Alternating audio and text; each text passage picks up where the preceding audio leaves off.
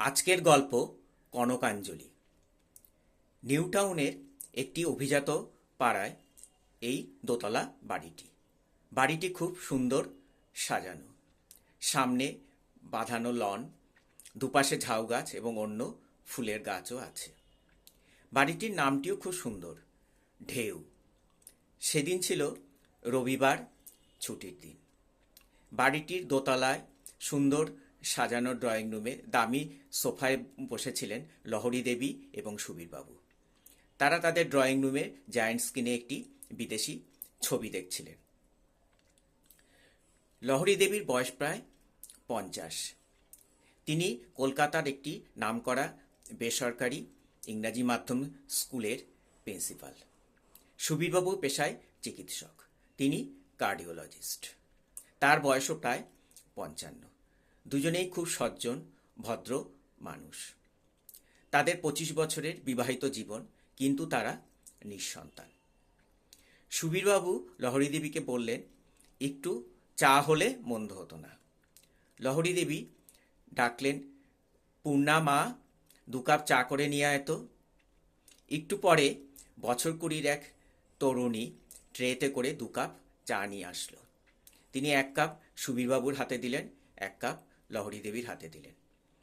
মেয়েটি সুবীরবাবুকে বললেন, বাবা, তোমার চায় কিন্তু মিষ্টি দিইনি, কেন তোমার সুগার আছে, তাই তোমার মিষ্টি খাওয়া বারণ।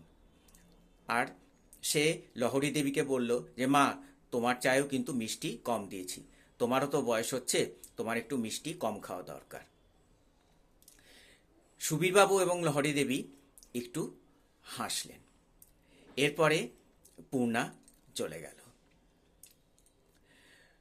লহরী দেবীর মনে পড়ে গেল 10 বছর আগের কথা। একদিন তাদের পরিচিত একটি ভদ্রলোক বর্ধমান থেকে 10 বছরের একটি বাচ্চা মেয়েকে তাদের বাড়িতে নিয়ে আসলো। এসে বলল, মা, এই মেয়েটির কেউ নেই, বাবা মা মারা গেছে, তোমাদের তো বাড়িতে একটি কাজের মেয়ের দরকার, তোমরা ওকে রেখে দাও। লহরী দেবীর খুব মায়া হলো। সে বলল, ঠিক আছে, ও এখানে থাক। বলল, ওর নাম কি?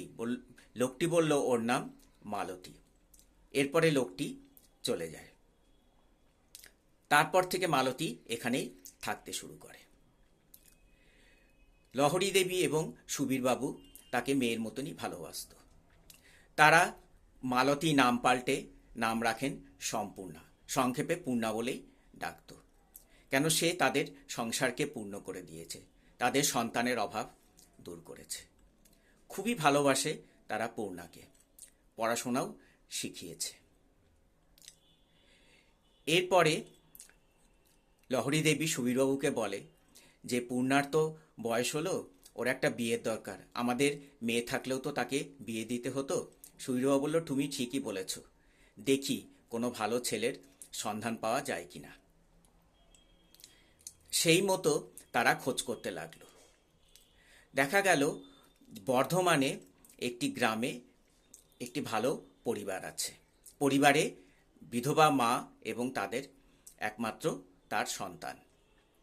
ছেলেটি একটি বেসরকারি কোম্পানিতে সামান্য চাকরি করে, কিন্তু বেশ ভদ্র। সুবীরবাবু এবং লহরী দেবী নিজে গিয়ে ওই বাড়িতে তারা বিয়ে ঠিক করে আসলো। ছেলেটির মা এসে সম্পূর্ণাকে দেখে গেল, তার খুব পছন্দ হলো। বিয়ের দিন ঠিক হলো। ওই বাড়িরই ছাদে প্যান্ডেল করা হলো।